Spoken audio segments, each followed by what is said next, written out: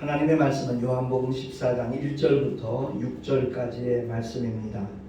천천히 우리 합독을 하겠습니다. 시작. 너희는 마음에 근심하지 말라. 하나님을 믿으니 또 나를 믿으라. 내 아버지 집에 거할 곳이 많도다. 그렇지 않으면 너희에게 일렀으리라. 내가 너희를 위하여 처소를 예비하러 가노니 가서 너희를 위하여 처소를 예비하면 내가 다시 와서 너희를 내게로 영접하여 나 있는 곳에 너희도 있게 하리라. 내가 가는 곳에 그 길을 너희가 알리라. 도마가 가로되 주여 어디로 가시는지 우리가 알지 못하거늘 그 길을 어찌 알겠삼나이까. 예수께서 가라사대 내가 곧 길이요 진리요 생명이니 나로 말미암지 않고는 아버지께로 올 자가 없느니라. 아멘. 기도하겠습니다. 하나님 아버지, 은혜를 감사합니다. 오늘도 추운 일기지만 주 앞에 달려나와 경배와 찬양을 드리며 하나님의 말씀에 귀를 기울일 수 있는 은혜의 시간 주심을 감사합니다. 주님께만 집중하는 시간 되게 하여 주시옵소서. 주목하여 주님을 바라볼 때 주께서 깨닫게 하시고 은혜를 베풀어 주실 뿐만 아니라 주님이 기뻐하시는 일에 참여할 수 있는 은혜 위에 은혜까지 우리 모두에게 허락하여 주시옵소서. 우리 구주 예수 그리스도 이름으로 감사하며 기도하옵나이다. 아멘. 인사합시다. 새해 복 많이 받으세요. 자, 우리나라는 신정이 있고 구정이 있어가지고 이 복된 인사를 두 번씩 나눌 수 있게 돼 참 좋다 하는 생각이 듭니다. 그 명절이 오면 저마다 자기 고향을 찾기 마련이잖아요. 이유는 한 가지입니다. 나를 사랑하시는 부모님이 계시기 때문에 그렇습니다. 그래서 그 부모님을 찾아 배우려고 모든 일을 내려놓고 중단하고 고향을 찾고 있는 그런 모습들 참 아름다워 보이더라고요. 가는 길이 굉장히 막히고 정체되고 그러니까 힘들고 분명히 고통스러운 것은 분명한 사실입니다. 그럼에도 불구하고 고향을 찾는 것은 사랑하는 이들이 함께 모이는 시간이 되고 장소가 되기 때문에 그런 줄로 압니다. 단순한 귀소 본능이 아니라 그야말로 사랑으로 맺어진 관계이기 때문에 그렇지 않겠는가.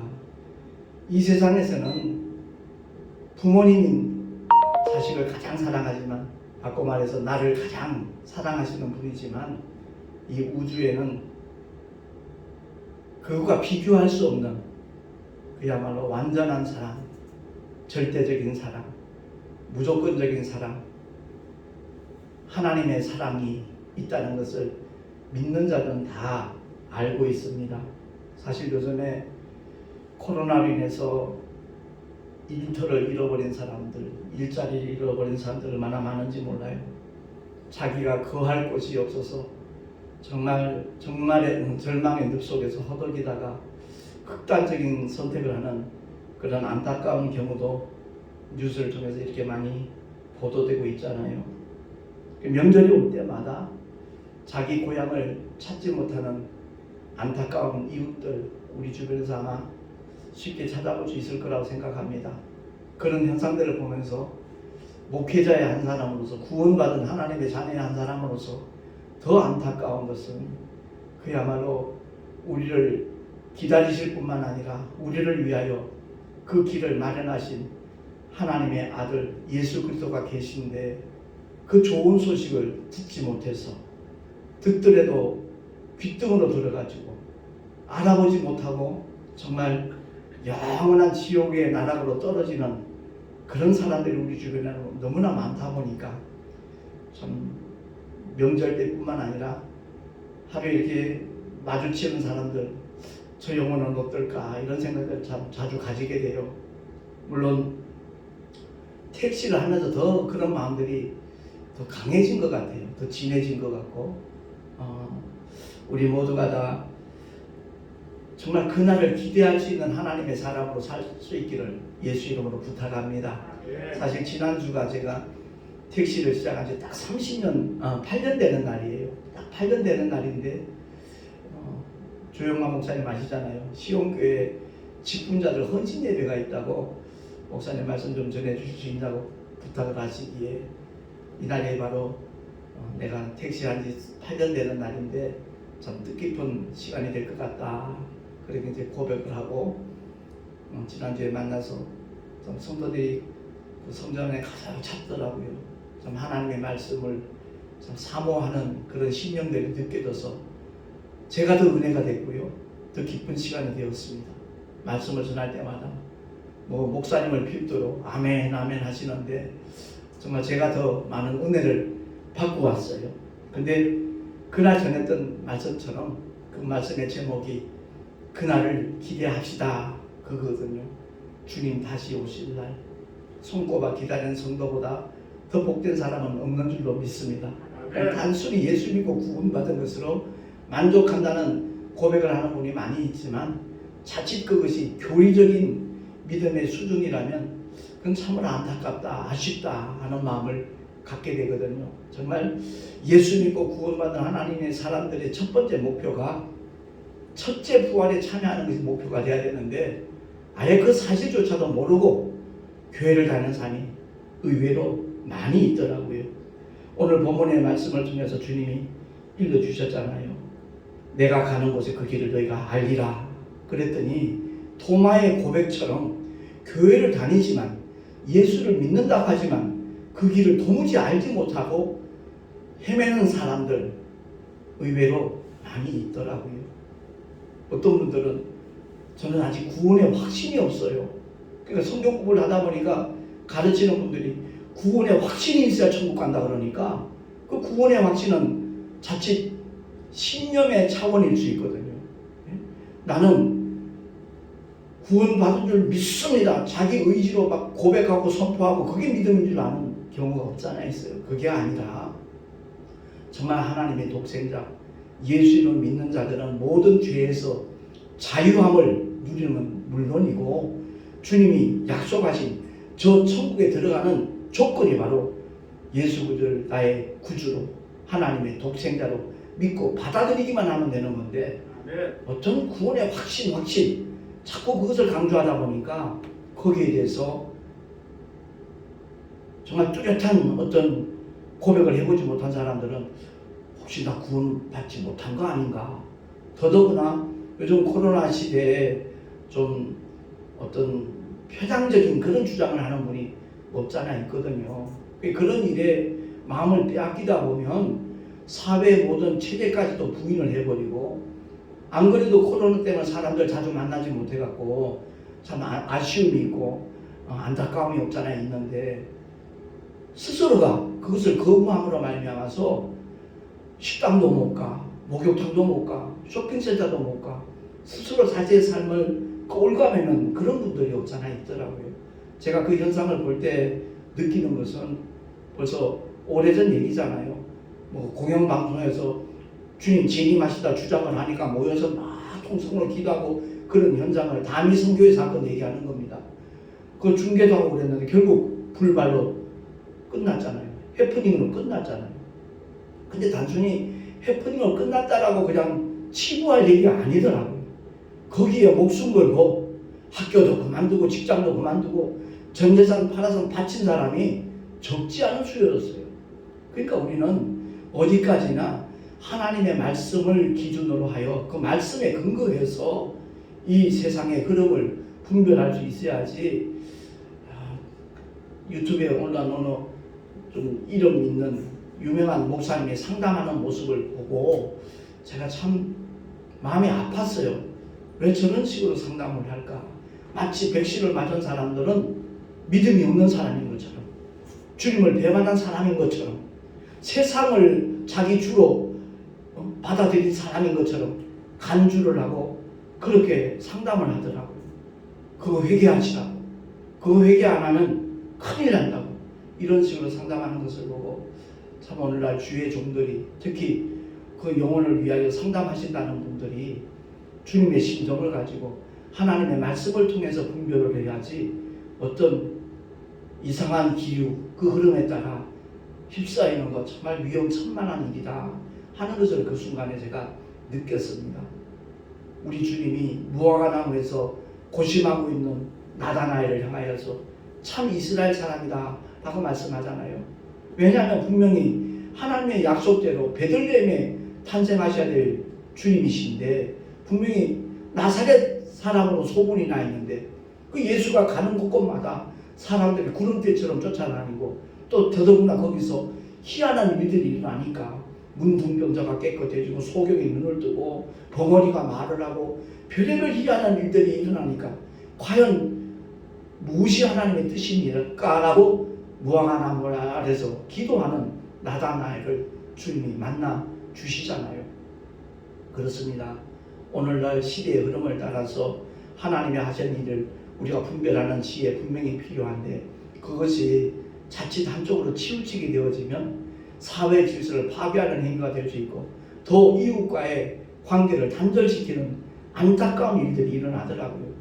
요즘 제 아내는 좀 바빠가지고 제가 가끔 운행을 하다가 집까지 가기가 좀 그렇고 가끔 어떤 중국 음식점 같은 데서 뭐 간짜장이나 물 하나 내가 좋아하는 음식을 시켜 먹으려고 할 때도 누군가 같이 만나서 이렇게 대화하면서 먹을 수 있으면 좋은데 그 사람의 입장이 그렇지 못하니까 아예 그 모든 것을 단절하게 되는 그런 결과로 이어지더라고요. 그렇습니다. 이제 내일 모레가 설날인데 정말 우리가 어떻게 정말 처신하는 것이 자녀의 자세이고 가족의 모습인가 하는 것 너무 잘 알고 있잖아요. 근데 그것이 어떤 관계가 흐트러지고 깨어지는 이유들로 인해서 예컨대 어떤 물질 관계라든가 뭐 형제지간에 뭐 돈을 빌려주고 투자를 하고 이런 문제들 불편해지니까 그 자리가 너무나 껄끄러워지는 거예요. 그런 현상들을 볼 때 가족이 일어나서 참 마음이 아프다 하는 생각이 들더라고요. 제가 열심히 목회는 했지만 내 이름이 개명되기 전에 김기용 목사라는 이름으로 목회를 할 때 대구에서 한 20년 전에 개척을 한 적이 있어요. 제가 그 당시에 이제 영풍에 소속되어 있는 목사다 보니까 교회 이름도 영적인 바람을 일으켰으면 좋겠다는 그런 마음으로 대구 장기동에 영풍교회라고 개척을 한 적이 있었어요. 굉장히 힘들죠. 어려웠죠. 그런데 형제 중에 그 연료전력항공기 그 사업하는 아우가 하나 있어요. 형 이렇게 목회하는데 힘들고 어려운데 어떤 재정적인 어려움을 타개할 수 있는 아이템이 있다. 그러면서 제안을 하는 거예요. 그래서 제 사위하고 딸한테 3천만 원만 투자를 하라는 거예요. 그럼 지상권을 가지고 그 영업을 해나가면 이게 획기적인 상품이라 엄청나게 아마 그 애들도 돈을 벌고 형한테도 보탬이 될 거라고 그러는 거예요. 그러면서 당장 3천만 원 투자를 하면 20% 지사 마진이 있으니까 그것으로 몇 달간 운영비가 될 거 아니냐. 그 말에 제가 넘어갔어요. 그래서 그 결과 그 사위와의 관계가 완전히 단절되는 지경까지 이르더라고요. 그렇습니다. 이런저런 문제로 부모 형제 간에 불편한 관계가 되면 정말 이 설날 같은 날은 기쁘고 즐거운 날이 돼야 되잖아요. 근데 그것이 오히려 아픔이 되고 상처가 되는 그런 결과가 초래되었을 때 누구나 다 느끼는 마음이잖아요. 참 마음이 아프고 돌이킬 수만 있다면 참 돌이키고 싶고 그런 지경인데 이런 걸 떠나서 주님과의 관계는 영원한 관계잖아요. 정말 하나님의 말씀을 오해를 하거나 잘못 알아서 엉뚱한 길을 향하여 다른 박질하고 있는 그런 이단 사이에 연루되어 있는 사람들, 그들이 참 불쌍하다, 안타깝다 하는 마음을 그 말길이 얻게 되어지는 겁니다. 그래서 분명히 우리가 성경을 통해서 깨닫게 되는 것은 아버지 뜻이 무엇인가? 열방이 아버지의 품으로 돌아오는 거잖아요. 그 열방이 뭡니까? 모든 민족이잖아요. 이 세상에 사는 모든 사람들이 정말 주께로 돌아오기를 아버지께서 원하시는데 제가 그래서 11년 전부터 열방교회라는 이름으로 개척을 시작을 했고 지금도 열방교회라는 이름으로 목회를 하고 있지만 우리의 현실과 교회 이름은 상당히 동떨어져 있는 것 같아요. 몇 명 모이지도 못하는 그런 개척교회를 하면서 무슨 열방이냐? 그러나 분명히 아버지 뜻이 무엇인가를 알고 열방을 가슴에 품고 우리가 기도하면 하나님께서는 어떤 루트를 통해서라도 그 뜻을 이루시는 분이 저와 여러분의 전능하신 하나님 아버지신 줄로 믿습니다. 그래서 우리 모두가 다 정말 열방이 주께로 돌아오기를 끊임없이 기도해야 될 것이고, 지금도 저 중동 지역에 아프리카 오지에 그곳으로 가서 복음을 위하여 목숨 건 선교사님 가족들도 적지 않은 수잖아요. 코로나 시대에 그들을 후원하는 손길이 뜸해지고 끊어졌다는 얘기를 들었습니다. 정말 이런 때 더욱더 우리가 주님의 마음을 품고 함께 기도하는 그런 모습 참으로 귀하다 하는 생각이 듭니다. 더구나 정말 그것이 주님의 뜻임을 알고 이 믿음의 길을 걸어가고 목회를 하는 사람들과 그렇지 않은 사람들과는 분명히 삶의 자리에 차이가 있을 거라는 생각이 듭니다. 주님께서 마태복음 12장 48절 50절에 주님이 하시는 사역의 현장에 이제 그 모친과 아우들이 누이가 찾아왔잖아요. 그때 그것을 보고하는 제자의 보고 소리에 주님이 대답을 하십니다. 주보에 나와 있으니 우리 한번 합독을 하겠습니다. 시작. 누가 내 모친이며 내 동생들이냐 하시고 손을 내밀어 제자들을 가리켜 가라사대 나의 모친과 나의 동생들을 보라. 누구든지 하늘에 계신 내 아버지의 뜻대로 하는 자가 내 형제요 자매요 모친이라 하시더라. 아멘. 그렇습니다. 아버지의 뜻대로 행하는 자, 그가 바로, 그래서 우리가 교회에서 이렇게 처음 만나게 되는 성도들이 와도 낯설게 느끼지 않는 것은 바로 그거잖아요. 주님의 보혈로 우리는 영원한 한 형제요 자매가 되었기 때문에. 지난주에도 딱 정말 좀 기념되는 날인데 한 3개월 전에 오셨던 권사님이 남편분하고 같이 예배 동참했더라고요. 근데 마음이 불편하지 않아요. 어색하지 않아요. 굉장히 편안해요. 지난주에 조금 설교가 또 길었어요. 근데 말씀을 참 사모하며 듣는 그 모습이 오히려 제게 또 위로가 되고 힘이 되고, 그래서 은혜 말씀을 많이 나눴는데 그렇습니다.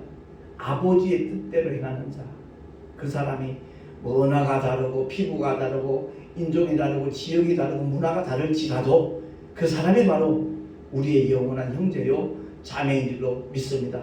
일본 선교에 대해서 부정적인 얘기를 하는 분이 없잖아 많이 있어요. 물론 일제시대를 통해서 많은 억울함을 당하고 어려움을 겪고 고통을 받은 사람들의 그 느낌을, 그 감정을 우리가 이해는 할 수 있지만 하나님의 마음을 가질 때 저들에게도 꼭 생명의 복음이 전해져야 될 것이고, 저들 역시 니느웨 사람처럼 구원받아야 될, 회개할 영혼이라는 것을 우리가 인지를 하고 전 세계를 위해서 기도할 수 있는 하나님의 사람들이 될 수 있기를 예수 이름으로 부탁합니다. 아멘. 제가 대조동 순복음 신학교 출신인데 그 신학교 채플 시간마다 마지막 구호를 외치는 게 있었어요. 그건 다름이 아니라 오늘은 한국을, 내일은 세계를. 그때 우리의 가슴이 사실 얼마나 뜨거웠는지 몰라요. 그 순간만큼은 정말 진실이었거든요. 그렇습니다. 그 고백은, 그 선포는 끊임없이 우리에게 있어야 될 고백이고 선포가 되어야 될 줄로 믿습니다. 주님이 말씀하시기를 마태복음 7장 21절 우리 합독합니다. 시작. 나더러 주여 주여 하는 자마다 천국에 다 들어갈 것이 아니요 다만 하늘에 계신 내 아버지의 뜻대로 행하는 자라야 들어가리라. 아멘. 주님이 분명히 약속하셨어요. 영접하는 자, 곧 그 이름을, 예수의 이름을 믿는 자들에게는 하나님의 자녀가 되는 권세를 주셨다 그랬습니다. 근데 이것이 단순한 이론이고 교리적인 믿음으로 받아들이면 그들의 삶은 변화되는 게 없더라고요. 변화된 삶이 수반되지를 못하더라고요. 그래서 결국 복음의 걸림돌이 되어지고, 우리 한국 기독교가 얼마나 70년대 80년대까지 얼마나 크게 부흥을 했습니까? 근데 그것이 어떤 외형적인 부흥이고 그 내면 속에 온전한 변화가 일어나지 못하니까 그것이 오히려 암적인 요소로 작용하는 것을 우리가 보고 있잖아요. 제가 택시 전도하면서 처음 느꼈던 게 바로 그거예요. 손님들 중 3분의 1은 예전에 교회 다녔대요. 그것도 열심히 다녔대요. 충성도 했대요. 근데 지금은 안 다닌대요. 안 다니는 수준이 아니라 안티 크리스찬에 대해서 자기가 다니던 교회 성직자들 욕하기 시작하는데 참 처음엔 거북했어요. 듣기가 힘들었어요. 근데 주님이 기도할 때마다 귀담아 들으라고 감동을 주셔서 한 30개월 들었던 그 내용들을 발췌해가지고 정리를 해서 목사님들 사모님들만 보는 신문 있잖아요. 목회자 사모신문. 거기에다 기고를 한 거예요. 그 기고했던 내용을 그대로 게재를 해줘가지고 그게 인연이 돼서 지금 8년째 이렇게 연관된 제 기사들이 이렇게 소개가 되고 있는 관계가 되어졌는데 바로 그겁니다. 성경 공부 필요하죠. 제자 훈련 필요하죠. 그러나 근본적으로 내면의 변화가 있지 않으면 그 모든 열심은 결국은 부작용으로 나타나더라고요. 오히려 그분들 때문에 교회 부흥이 가로막히고 교회가 쇠퇴하는 그런 결과로 이어진다면 참 안타까운 일일 수밖에 없지 않습니까? 그래서 나더러 주여 주여 하는 자마다 천국에 다 들어가는 건 아니다. 이 주님의 직접 일러주신 이 말씀을 귀담아 듣는 그런 자들이 복 있는 사람인 줄로 믿습니다. 겉으로 드러나는 종교생활 그것이 그럴듯해 보이지만은 주님께서는 우리의 중심을 살피시잖아요. 우리의 마음이 어떠한가 거기에 더 관심이 많잖아요. 큰 교회 건물들 볼 때 저 건물들이 혹시 주님 보시기에 회칠한 무덤으로 보인다면 어떡할까 이런 마음이 들더라고요. 그렇습니다.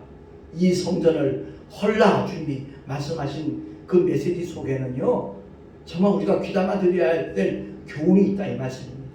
주님은 어떤 외적인 성장 그럴듯한 웅장한 화려한 그런 성전 건물을 원하시는 것이 아니라 우리 내면 속에 정말 우리 심령의 성전이 하나님 보시기에 합당한 주님이 말씀하신 대로 그대로 순종하는 그 말씀을 따르는 그러한 교회의 모습을 주님이 기뻐하신다는 사실 우리가 기억을 하고 솔직히 산상수훈이 율법보다 훨씬 더 강화된 하나님의 말씀이잖아요. 그냥 말로 형제를 향하여 미련한 놈, 라가 이렇게 말하면 이미 살인한 자다.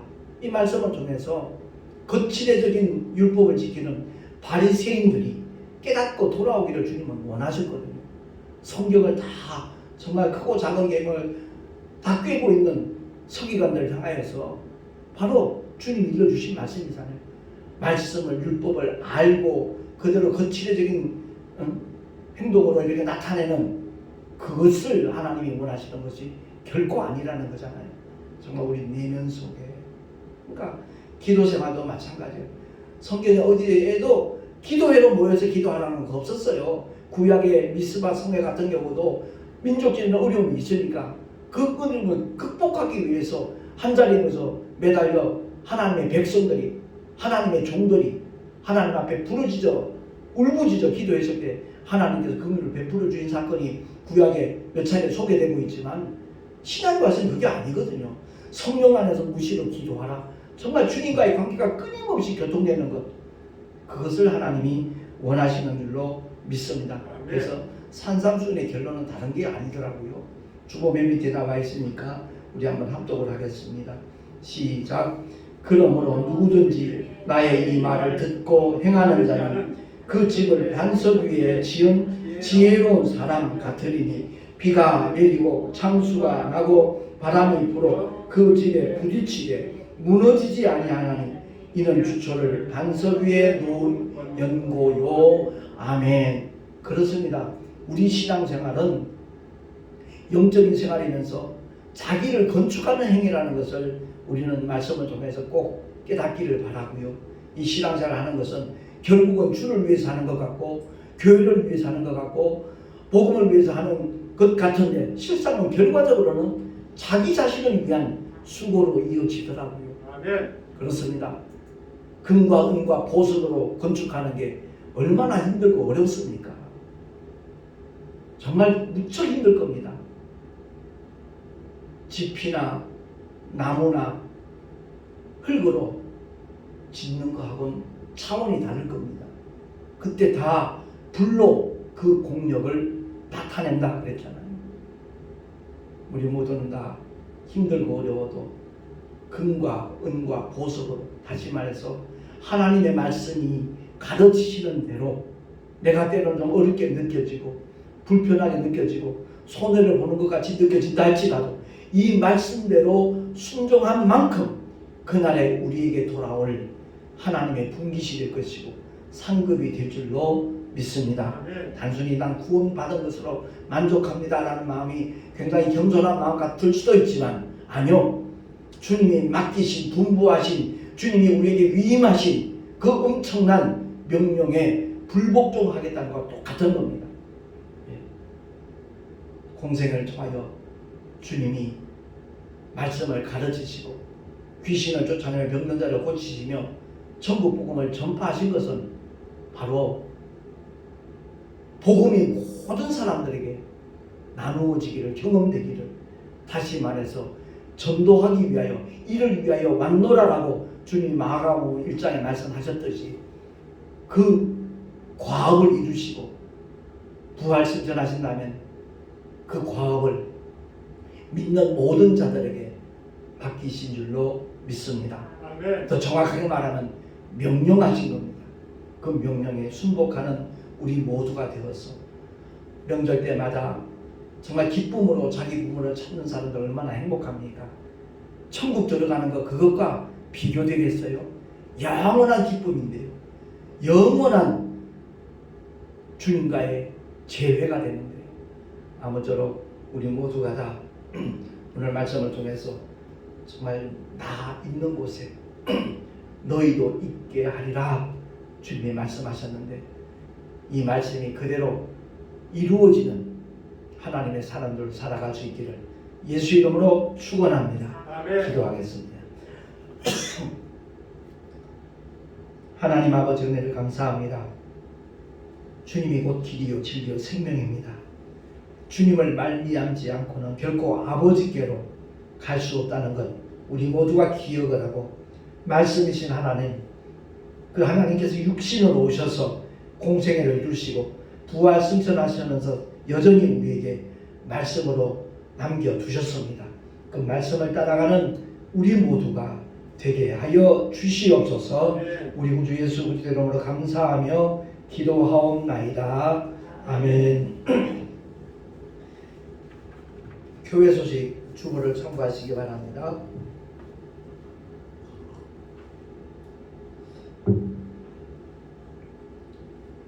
지난주에 이제 택시 전도를 시작한 지 한 8년이 지났고요. 8년이 지나다 보니까 여기저기서 택시 전도에 필요한 어떤 물질 같은 거 이렇게 후원하는 분들이 많이 생겨나고 있습니다. 위에서 기도해 주시면 좋겠고요. 저는 사실 범인 택시를 하고 있지만 언젠가 하나님 허락하시는 개인 택시를 통해서 내 건강이 허락하는 날 그 택시라는 특별한 공간 안에서 복음을 나눠주기를 정말 소망하고 있습니다. 함께 위에서 기도해 주시면 감사하겠고요. 이제 내일 모레 설날인데 아무쪼록 사랑과 은혜가 넘치는 가족과의 만남이 될 수 있기를 소망하고요. 위에서 기도해 주시면 참 좋겠습니다. 정말로 하나님의 놀라운 사랑을 전할 수 있는, 나눌 수 있는 그런 특별한 시간이 되기를 소망합니다. 기도하겠습니다. 주님을 예배하며 11조와 여러 가지 모양의 예물을 주님 앞에 드렸습니다. 주님께서 세우신 귀한 열방교회, 그 열방교회를 통해서 주님의 영광 받아주시기를 간절히 소망하며 김철선 목사님, 안정숙 강도사님, 사모님 주님께 예물 드렸습니다. 기쁘시게 흠양하여 주시고 하나님 아버지 그 삶의 자리에, 그 사역의 현장에 주님의 손길이 늘 나타날 수 있는 은혜 위 은혜 허락하여 주시옵소서. 우리 모두가 다 주님 맡겨주신 사명 감당하는 일에 최선을 다하는 주님의 신실한 일꾼들이 되게 하여 주시옵소서. 원건각지에서 귀한 예물 드린 손길들이 있습니다. 11조 예물 드린 손길들 위해 함께 하시고 주님 말씀하신 대로 정말 그 약속이 현장에서 나타나며 보여질 수 있는 믿음의 역사 축복의 역사 주님 허락하여 주시옵소서. 이 예물이 쓰여지는 곳곳마다 주의 영광 나타나기를 간절히 소망하옵고 우리 구주 예수 그리스도 이름으로 감사하며 축복하며 기도하옵나이다. 아멘. 이제는 우리 구주 예수 그리스도의 크신 은혜와 하나님 아버지의 영원하신 사랑하심과 보혜사 성령 하나님의 내주교통 인도하심과 축복하심이 나 있는 곳에 너희도 있게 하리라 약속하신 그 말씀이 이루어지기를 소망하며 결단한 하나님의 사람들 머리 위에 그 가정과 자녀들과 경외하는 모든 일터 위에 또한 주께서 비록 앞쪽에 세우신 주님의 모든 교회들 위에 지금으로부터 영원토록 함께 있을지어다. 아멘.